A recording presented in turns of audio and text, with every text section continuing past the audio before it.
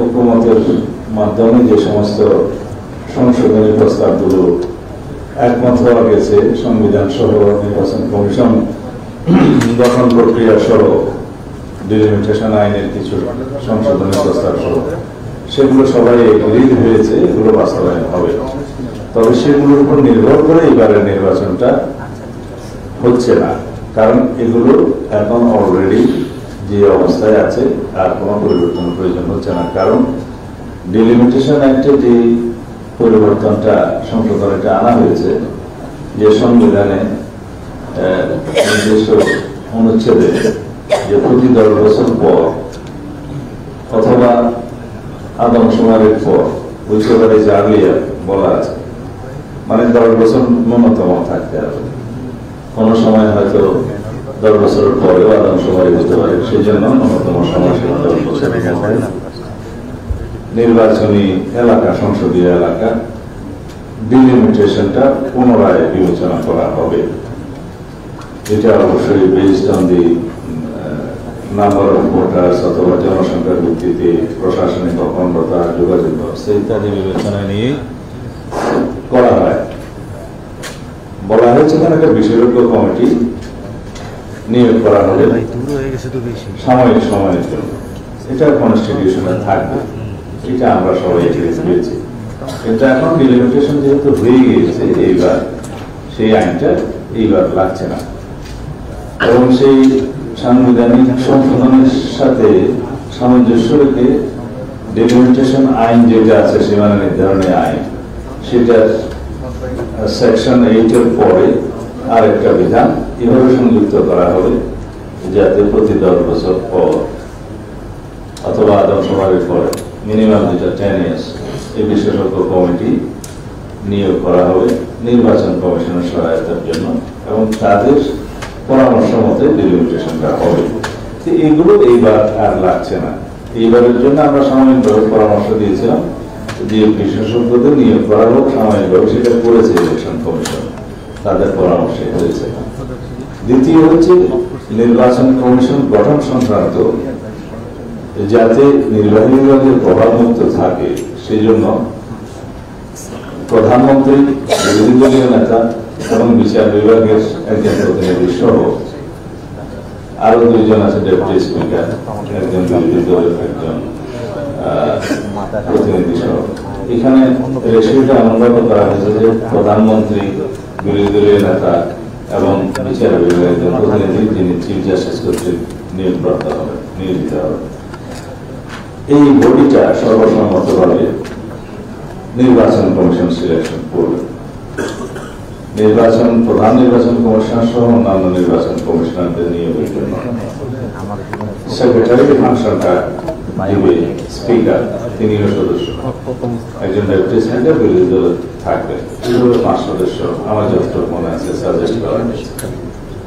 এই সচিবের দায়িত্ব যখন সিনিয়র অফিস পালন করবে সারা দেশ থেকে যথাযথ প্রক্রিয়ায় একটা নির্ধারিত আইনের মধ্যে কমিশন থাকবে, তারা নির্বাচন কমিশন নিয়োগের জন্য নাম আহ্বান করবেন অথবা সহযোগী কেউ নাম দিতে পারবেন, সেগুলো স্ক্রুটিনি হবে, করে সেই নিয়োগ কমিটির কাছে সেটা প্লেস করা হবে। নিয়োগ কমিটি নিজস্ব উদ্যোগেও নাম প্রেসক্রাইব করতে পারবেন, তার মধ্য দিয়ে স্বাধীনভাবে নির্বাচন কমিশন নিয়োগ করবে।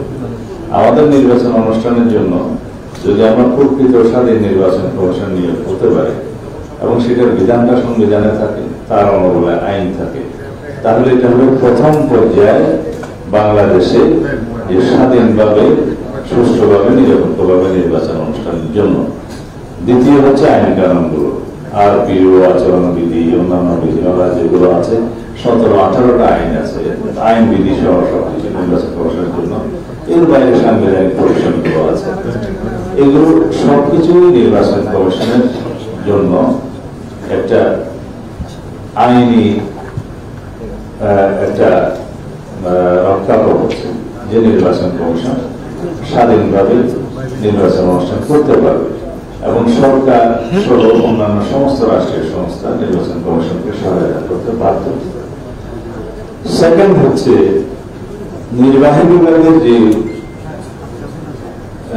হস্তক্ষেপ অতীতে ছিল, সেটা থেকে মুক্তি হওয়ার জন্য কেয়ারটেকার সরকারের বিধান, যেটা সমগ্র জাতি একমত, এবং এই তত্ত্বাবধায়ক সরকার পদ্ধতি পুনর্বহালের জন্য দীর্ঘ 16-17 বছরের যে সংগ্রাম, সেটা এই জাতিতে আর কোনো দ্বিমত নেই যে তত্ত্বাবধায়ক সরকার ব্যবস্থা পুনঃপ্রতিষ্ঠা করার বিষয়। সেটা এখনই বহাল হয়েছে আমি বলবো না। জাতীয় সংসদ গঠিত হলে লেজিসলেচার স্বাধীনভাবে কেয়ারটেকার সরকারের বিধানাবলী সংশোধন করবে জাতীয় ঐক্যমতের ভিত্তিতে এবং ব্যাপক আলাপ আলোচনার মধ্য দিয়ে। অতীতের যে বিধানগুলো আছে সেই বিধানের মধ্যেও কিছু কিছু বিষয়ে আমরা সংসদে নানা বিষয়ে একমত হয়েছে। যেমন জুডিশিয়ারি নির্ভরশীল তত্ত্বাবধায়ক কমিশন থাকা ঠিক হবে না, তার বাইরেও কি কি বিধান আনা যায় সেগুলোর বিষয়ে একটা একমত হওয়া গিয়েছে। কিন্তু পূর্ণাঙ্গভাবে এখন সব বিষয়ে তত্ত্বাবধায়ক সরকারের বিধানাবলী কিভাবে সংশোধিত হবে সে বিষয়ে পূর্ণাঙ্গভাবে একমত হওয়া যায়নি। কিছু বিষয়ে জাতীয় সংসদের বিবেচনার জন্য আমাদের পক্ষ থেকে বলা হয়েছে।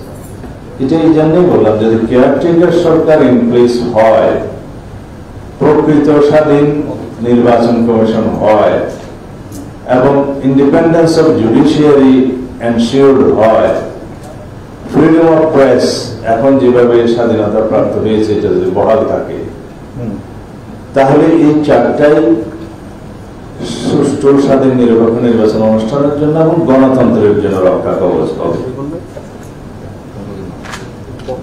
চাইলেও কোন পার্লামেন্ট আর ফেসিবাদী আচরণ করতে পারবে না, এবং চাইলেও সেরকম কোন পার্লামেন্ট গঠিত হবে না এই প্রক্রিয়ার মধ্য দিয়ে। যদি independence of judiciary, freedom of press, প্রকৃত নির্বাচন, স্বাধীন নির্বাচন কমিশন এবং কেয়ারটেকার সরকার, এই চারটা প্রতিষ্ঠিত, যেটা প্রায় আমরা কাছাকাছি এসে গিয়েছি প্রতিষ্ঠা।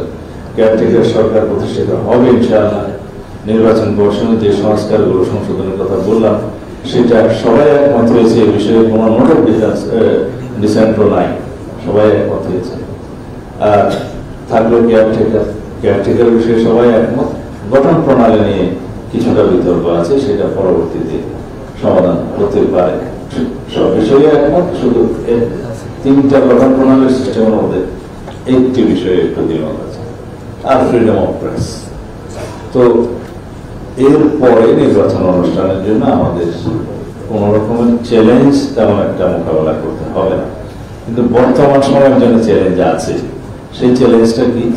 আমরা এখনো ফেসিবাদ মুক্ত হলেও নিজেদের মধ্যে গণতান্ত্রিক প্রক্রিয়ায় উত্তরণের বিষয়ে এখনো ঐকমত্য হয়তো পোষণ করতে পারিনি। সময় আছে, এর ভিতরে আশা করি সবাই আলাপ আলোচনার মধ্য দিয়ে আমরা সেই ঐকমত্যে পৌঁছাতে পারব।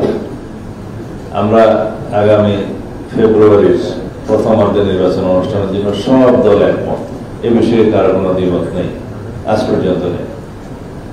দ্বিতীয় বিষয় হচ্ছে যে সংস্কার কর্মসূচি বাস্তবায়নের মধ্য দিয়ে নির্বাচন অনুষ্ঠান হবে কিনা, এবং বিচারের বিষয়টা এখন আর কেউ বলছে না, কারণ সবাই ইতিমধ্যে বুঝে গিয়েছে। আমরা বলেছি যে বিচার কোনো কন্ডিশনাল বিষয় নয়, বিচারের জন্য কোনো সময়সীমা নির্ধারণ করে দেওয়া যায় না, তাহলেও বিচার হবে। সুতরাং বিচার কার্যক্রম জুডিশিয়ারের মধ্য দিয়ে, স্বাধীন জুডিশিয়ারের মাধ্যমে পরিচালিত হবে, এবং যে সরকারে আসুক তাকে সেই বিচার প্রক্রিয়া কন্টিনিউ করতে হবে। এবং ইন্ডিপেন্ডেন্স অফ জুডিশিয়ারি যেহেতু প্রায় এনশিওর হয়ে গেছে, আমি বলবো বাকিটাও হয়ে যাবে। সুতরাং সেই বিচারের বিষয়ে রাজনৈতিকভাবে আমরা বক্তব্য দিতে পারি, কিন্তু কোন রকমের কম্পালশন সৃষ্টি করা আমাদের উচিত হবে না। তৃতীয় থাকলো সংস্কার। এই সংস্কারের বিষয়ে আমাদের অনেক রকম বক্তব্য আছে যে এখনই বাস্তবায়ন করতে হবে, এই বাস্তবায়ন যোগ্যগুলা, এ বিষয়ে কারো দ্বিমত নেই। যেগুলো আশু বাস্তবায়নযোগ্য, এগুলো ইমিডিয়েটলি এখনই নির্বাহী আদেশ এবং অধ্যাদেশ জারির মধ্য দিয়ে বাস্তবায়ন করা যায়, সে বিষয়ে সবাই একমত এখনই করা হচ্ছে। এটা প্রতিনিয়তই হচ্ছে, তবে স্পিড আরো বাড়াতে হবে, এটা সরকারের দায়িত্ব। দ্বিতীয় হচ্ছে যেগুলো আশু বাস্তবায়নযোগ্য নয় কিন্তু এখনই বাস্তবায়নের উদ্যোগ নিতে হবে, সেগুলো সরকার নিতে পারে। হয়তো সেগুলো বাস্তবায়ন পূর্ণাঙ্গ এই সরকার যদি করে নাও যেতে পারে, সেটার কন্টিনিউয়েশন থাকবে পরবর্তী সরকারের জন্য। 3, যে সমস্ত সংস্কার প্রস্তাবগুলো মানে সংশোধনীগুলো সংবিধান সংক্রান্ত, সেগুলো বাস্তবায়নের জন্য এখন আজকেও একটা মিটিং আছে যে সেটার বৈধ কি প্রক্রিয়া করা যায়, আইনি এবং সাংবিধানিক কি প্রক্রিয়ার মাধ্যমে করলে কোন রকমের প্রশ্ন উত্থাপিত হবে না এবং বাস্তবায়ন হবে। সেই বিষয়টা এখনো ঐক্যমত পৌঁছানো যায়নি। তবে আমি আমাদের দলের পক্ষ থেকে আমরা যে প্রস্তাব দিচ্ছি সেটার পুনরুল্লেখ এখানে করতে চাই। তা হল সংবিধান সংশোধনী সংক্রান্ত যে কোনো প্রস্তাব অনুমোদন করার বৈধ ফোরাম হচ্ছে জাতীয় সংসদ। কিন্তু আমরা সেই সংবিধান সংশোধনীগুলো কি করব সেই বিষয়ে জাতীয় ঐক্যমত্যে পৌঁছাতে পারি আগে। সেটাই সংস্কার কমিশনের কাজ, সেটাই ঐক্যমত্য কমিশনের কাজ। এর বাইরে যদি কোনো বৈধ প্রক্রিয়া, বৈধ ফোরাম থাকে, সেই বিষয়ে আলাপ আলোচনা হচ্ছে। সেটা আমরা আজকেও আলাপ আলোচনা করবো ঐক্যমত্য কমিশনে। যদি থাকে যে কোনো বৈধ আইনানুগ এবং সাংবিধানিক প্রক্রিয়ায় সেই সংবিধান সংশোধনে যদি কোনো পদ্ধতি বের করা যায়, তার সাথেও আমরা একমত। কিন্তু আমরা এমন কোনো উদাহরণ সৃষ্টি হতে দিতে চাই না যেটা জাতির সামনে একটা উদাহরণ হয়ে থাকবে যে এইরকম একটি প্রক্রিয়ার মধ্যে যে সংবিধান সংশোধনী হওয়া যায়, যেটা পরে একটু উপযুক্ত আদালতে চ্যালেঞ্জ হবে এবং হয়তো একটা প্রশ্নবিদ্ধ হিসাবে আমরা সেই সিদ্ধান্তকে পাব। কিন্তু সেটা পরবর্তীতে রেটিফিকেশনের জন্য সমস্যা হবে জাতীয় সংসদে। কারণ সবকিছু জাতীয় সংসদে রেটিফাইড হতে হবে, অনুমোদন হতে হবে এন্ড অফ দি ডে। অনেকে উদাহরণ দিয়ে বলেন যে জাস্টিস শাহাবুদ্দিন আহমেদের সময় তো সংবিধানে এটা ছিল না যে উনি প্রধান বিচারপতির পদে থেকে তাকে আবার ভাইস প্রেসিডেন্টের পদে নিয়োগ করা যাবে এবং ভারপ্রাপ্ত রাষ্ট্রপতি হবেন এবং নির্বাচন পরিচালনা করবেন। হ্যাঁ, সেই সময় চিফ জাস্টিস হিসেবে ওনার কাছে যদি রেফারেন্স হিসেবে রাষ্ট্রপতি কিছু পাঠাতেন আর্টিকেল 106 হিসেবে, তাহলে উনি নিজে চিফ জাস্টিস হিসেবে সেই রেফারেন্সের জবাব দিলে এটা ক্ল্যাশ অফ ইন্টারেস্ট হতে পারত, যেহেতু নিজেই আবার সেই পোস্টে যাবেন। সেটা হয়তো অ্যাভয়েড করা হয়েছে, আমি হয়তো বা বলছি। অথবা সারা জাতি যেহেতু সেই বিষয়ে ঐক্যমত ছিল যে ওনাকে আবার চিফ জাস্টিস হিসেবে ফিরিয়ে আনা হবে, সেই কমিটমেন্ট যাতে করে রেখেছে। কিভাবে রেখেছে? একাদশ সংশোধনের মাধ্যমে পার্লামেন্টের সব পার্টি ঐক্যমতের ভিত্তিতে সেই সংশোধনী পাশ করে সুপ্রিম কোর্টের এখানে জাস্টিস সাহেব আছেন, উনি জানবেন যে একটা ছুটির মঞ্জুরির একটা বিষয়ে আইন আছে খুব সম্ভবত, সেটা এসছে ওই সংশোধনের লাস্ট প্যারাতে সেটা লেখা আছে 1.5 পৃষ্ঠার একটা সংশোধনী। সেটা অনুমোদন করে জাতীয় সংসদ তাকে সেই লেজিটিমেসিটা দিয়েছে এবং সেই 3 জোটের রূপরেখা অনুসারে সেটা কমিটমেন্ট ছিল।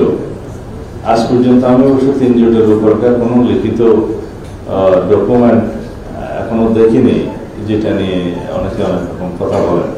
তার মধ্যে আরেকটা ছিল যে সংসদীয় পদ্ধতির সরকার প্রবর্তন করতে হবে, সেটা জাতীয় সংসদে সবার ঐক্যমতের ভিত্তিতে গৃহীত হয়েছে। একজন বললেন যে টেলিভিশনের স্বায়ত্তশাসনের কথা বলা হয়েছে, বিএনপি নাকি রাখে নাই। কিন্তু বিএনপি টেলিভিশনের স্বায়ত্তশাসন তখনকার না দিলেও সমগ্র প্রাইভেট চ্যানেলগুলোর অনুমোদনের মধ্য দিয়ে এই তথ্য মন্ত্রণালয়ের উদ্যোগে এটা গণমাধ্যমের স্বাধীনতা এবং মুক্ত গণমাধ্যম প্রতিষ্ঠা করেছিল। কিন্তু সরকারের হাতে একটা মিডিয়া থাকতে হয় বলে হয়তো সরকার সেটা টেলিভিশনটা রেখেছে।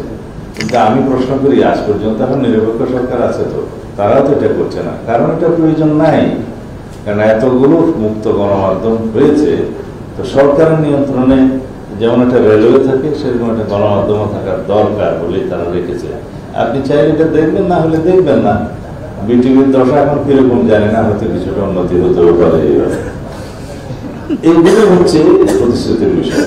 কিন্তু আমি কোন প্রসঙ্গ থেকে কোন প্রসঙ্গে বেশি আসলাম আমার এখন আগে প্রসঙ্গটা মনে নাই।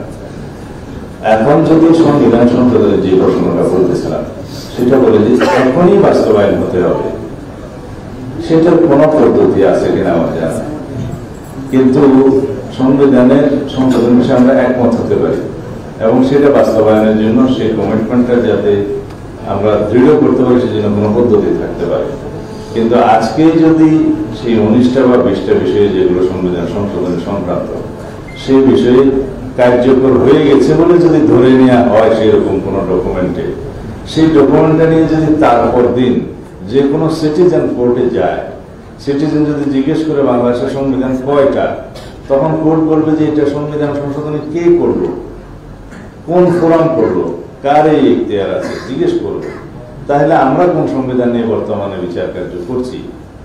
আমাদের এই বিদ্যমান সংবিধান কি বাতিল করা হয়েছে বা স্থগিত করা হয়েছে? হয়নি। তো সুতরাং কন্ট্রাডিক্টরি এরকম কোন বিষয়ে যাওয়া যাবে না, ক্ল্যাশ করা যাবে না। কেউ কেউ জিজ্ঞেস করছে যে প্রতিশ্রুতি যে বাস্তবায়ন হবে তার গ্যারান্টি কি? প্রতিশ্রুতি যে বাস্তবায়ন হবে না সেটা কে লিখে দিয়েছে? প্রতিশ্রুতি বাস্তবায়নের জন্যই এই বাংলাদেশের ইতিহাসে প্রথমবার সমগ্র পলিটিক্যাল পার্টিগুলো, শুধু ফেসিবাদ বাদ, সরকার, জনগণ সবাই মাসের পর মাস পরিশ্রম করতে করতে এখন 1 বছর পার হয়ে গেছে এই ডকুমেন্টটা প্রণয়ন করছে। সেটা সমগ্র জাতি দেখেছে, ওখানে ব্রডকাস্ট হয়েছে। আমরা আমাদের প্রস্তাব দিয়েছি, প্রত্যেক পার্টি প্রস্তাব দিয়েছে, বহু সংস্কার কমিশন দিস্তায় দিস্তায় কাগজ আমরা পেয়েছি, আমরাও দিয়েছি। এগুলো ফ্রেম হচ্ছে একটা ঐকমত্য কমিশনের মধ্য দিয়ে ফাইনালি, এবং সেটা এমবডিড হচ্ছে, সেটা সমগ্র জাতি দেখবে। এই প্রতিশ্রুতিগুলো যদি সিগনেচার হয় এবং সেটা আনুষ্ঠানিকতার মধ্য দিয়ে হয়, জাতির সামনে সেটা একটা ডকুমেন্ট হিসেবে থাকবে এবং সারা পৃথিবী দেখবে, সেটা ওয়েবসাইটে যাবে, এই ডকুমেন্টটা আর্কাইভে থাকবে। এই ডকুমেন্টটা বাস্তবায়ন না করে কোনো পলিটিক্যাল পার্টি বাংলাদেশের রাজনীতি করতে পারবে আমি বিশ্বাস করি না। আর তাছাড়া অনেকে বলে যে আপনারা বাস্তবায়ন করবেন না, তা আমি বলি যে বিএনপি যে সরকার গঠন করবে এটা কেউ শপথ করে বলেছে?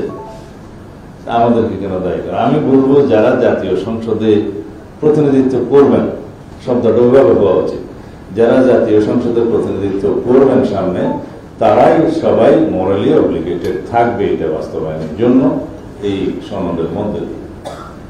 দ্বিতীয় প্রশ্ন, আমরা বিএনপি পক্ষ থেকে বলতে পারি আমরা 31 দফা সংস্কার প্রস্তাব দিয়েছি এই সরকার গঠিত হওয়ার আরো 1-1.5 বছর আগে, এবং সরকারের যে গৃহীত এখন ঐকমত্য কমিশনের মাধ্যমে, সরকারের নয় সরি ঐকমত্য কমিশনের মাধ্যমে যে আমরা যে সংস্কার প্রস্তাবগুলো গ্রহণ করছি তার অধিকাংশই, আমি 100% বলবো না, এই 31 দফার অন্তর্ভুক্ত।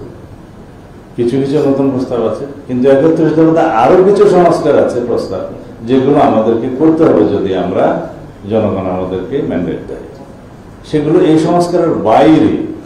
তো সুতরাং মোট আমি সংস্কার প্রস্তাবের ছোটখাটো সবসময় দেখেছিলাম 826টা সংস্কার, তার মধ্যে মাত্র 51টা বাদে বাকি সব সংস্কার প্রস্তাব আমরা একমত হয়েছি। 115টা সংস্কার প্রস্তাবের মধ্যে আমরা ভিন্ন মত অথবা মন্তব্য সহ একমত হয়েছি। এগুলো এখানে এর বাইরে হচ্ছে 19টা সংবিধান সংক্রান্ত এরা মৌলিক সংস্কার হিসেবে চিহ্নিত করেছে, এগুলো এর বাইরে। তো সুতরাং আমাদেরকে কেউ না চাইলেও এই সংস্কারগুলো বাস্তবায়ন করতেই হবে আমাদের পলিটিক্যাল কমিটমেন্ট হিসেবে, কারণ আমরা 31 দফার সংস্কার প্রস্তাবগুলো বাংলাদেশের প্রত্যেক মানুষের ঘরে ঘরে আমরা পৌঁছে দিয়েছি, এটা আমাদের রাজনৈতিক প্রতিশ্রুতি। এবং সংস্কারের মধ্য দিয়ে একটা নতুন গণতান্ত্রিক শক্তিশালী বৈষম্যহীন রাষ্ট্র বিনির্মাণ করাই আমাদের প্রতিশ্রুতি। ইনশাআল্লাহ সেই চ্যালেঞ্জটা অতি অবশ্যই আমাদের সামনে আছে, এবং আমি আশাও করি, বিশ্বাসও করি হয়তো আজকের আলোচনার মধ্য দিয়ে ঐকমত্য কমিশনে আমরা একটা জায়গায় পৌঁছাতে পারবো মৌলিক সংস্কারগুলোর বিষয়ে। যদি কিছু ভিন্নমত থাকেও সেই বিষয়ে আমার মনে হয় রিজনেবলি যদি কোনো যুক্তি থাকে সেটা জাতি বিবেচনা করবে। তবে গণতন্ত্রের সঙ্গে হচ্ছে যে আমরা হয়তো সর্ববিষয়ে সবাই একমত নাও হতে পারি, কিন্তু এন্ড অফ দি ডে দেশের স্বার্থে, গণতন্ত্রের স্বার্থে, সুষ্ঠু নির্বাচনের স্বার্থে আমরা এক জায়গায় উপনীত হতে পারবো। এই বিশ্বাস আমার আছে। আপনাদের সবাইকে ধন্যবাদ। আমি যেহেতু আমার ঐক্যমত্য কমিশনে অ্যাটেন্ড করতে হবে, সেজন্য আপনাদের কাছে ক্ষমা চেয়ে নিচ্ছি, আমাকে ক্ষমা করবেন। আমি যদি আপনারা অনুমতি দেন একটা মিনিট শুধু জাস্ট বলা আর কি, যেহেতু আমরা এখানে দেখছি অনেকে আমাদের এখানে নারী রাজনীতিবিদ আছেন, আমাদের নাগরিক কোয়ালিশনের পক্ষ থেকে ফারুক মহিউদ্দিন কিছু বলতে চাচ্ছে আপনাদের উদ্দেশ্য করে, সব রাজনৈতিক দলের উদ্দেশ্য করে নারী রিপ্রেজেন্টেশনের ব্যাপারে একটু সংক্ষেপে।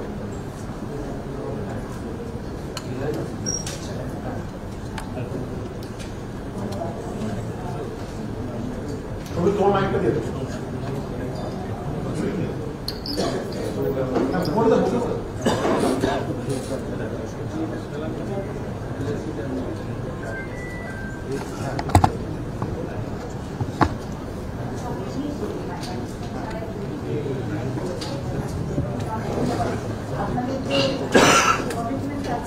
আপনারা যে এত দীর্ঘ সময়ের পরিশ্রমগুলো করেছেন একসাথে বসে, সেই জায়গা থেকে আমাদের মানে প্রত্যাশা আমার মনে হয় আমরা অনেকদিন পর্যন্ত আমরা পূরণ করতে পারবো নাগরিক হিসাবে। তো যে জায়গাটা বোধ হয় কিছুটা আমাদের নারীদের নিশ্চিত যে আমাদের নারী রাজনীতিবিদরাও এখানে আছেন অনেকে, তো তারাও নিশ্চয়ই তাদের জায়গা থেকে বলবেন। আমাদের একটা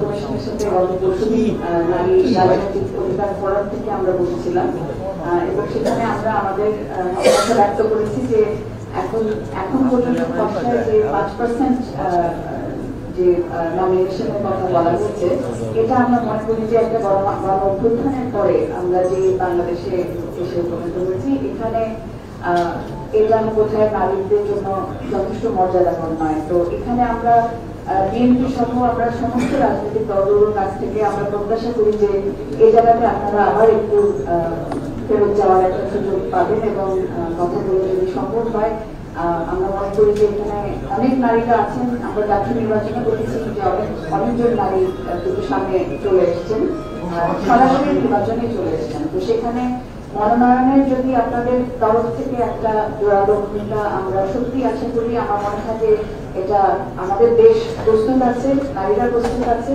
শুধু একটু সুযোগের পরিস্থিতি তৈরি হলেই, এবং সরকারের দিক থেকে সদিচ্ছা আছে যে তাদেরকে হয়তো ক্যাম্পেইনের জন্য যদি কোনো সহায়তা দেওয়া সম্ভব হয়। তো এই সবগুলো পরিস্থিতি আমার মনে হয় যে সদিচ্ছা থাকলে আপনাদের দিক থেকে সদিচ্ছা থাকলে, এবং সরকারের আমি আপনার প্রশ্নটা বুঝতে পেরেছি। সদিচ্ছার কথাটা প্রকাশ করে দিই, অবশ্য জবাবটা ওনারাই দেওয়া উচিত।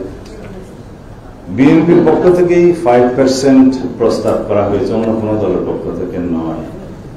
এইবার সংশোধনী হওয়ার আগে, সংবিধানের সংশোধনী হওয়ার আগেই এই আসন্ন নির্বাচনে 5% সরাসরি মনোনয়ন দেওয়ার জন্য আমাদের এই প্রস্তাব ছিল 300 আসনের মধ্যে। এবং সংসদ গঠিত হলে যে সংবিধানের সংশোধনী আসবে, সেই জায়গায় এটা 10% উল্লেখ করা হয়েছে এবং সবাই এগ্রিড হয়েছে। কেউ কেউ নোট অফ ডিসেন্ট দিয়েছে অবশ্য।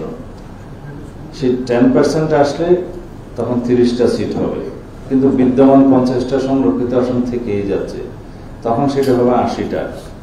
এই 80 সিটের অভিজ্ঞতার প্রেক্ষিতে পরবর্তী সংসদের জন্য বলা হয়েছে 5% করে বাড়বে, তখন আরো 5% হলে প্রায় এটা 100-র কাছাকাছি যাবে।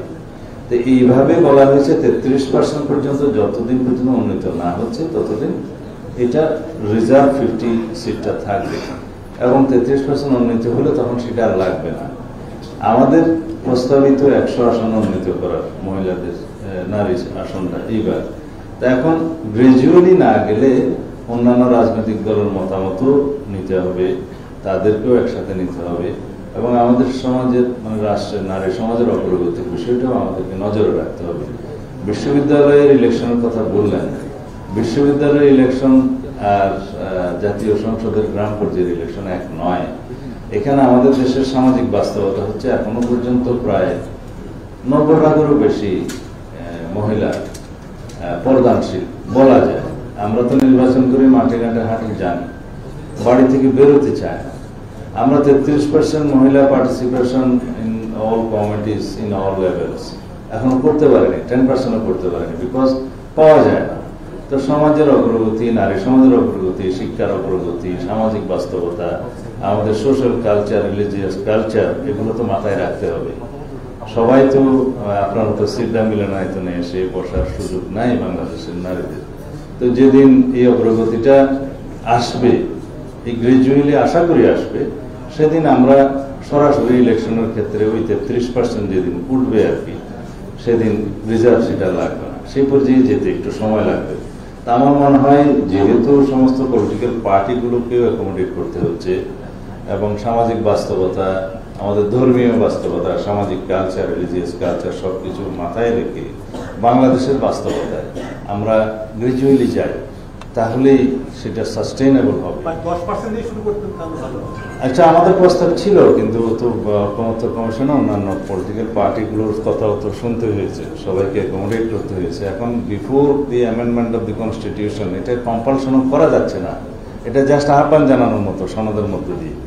যেহেতু পার্লামেন্টে যাওয়ার পরে 10% অ্যামেন্ডমেন্ট হবে, তখন এটা কম্পালশন হবে, তখনও অনেক আলাপ আলোচনা হবে, তখনও আপনারা মতামত দিতে পারবেন। যদি সংসদ গঠিত হয় তখন হয়তো আরো সুযোগ থাকবে সেটা বৃদ্ধি করার। I hope so. এখন আমার অ্যাডভান্স বলা ঠিক হবে না। Thank you very much. আসসালামু আলাইকুম।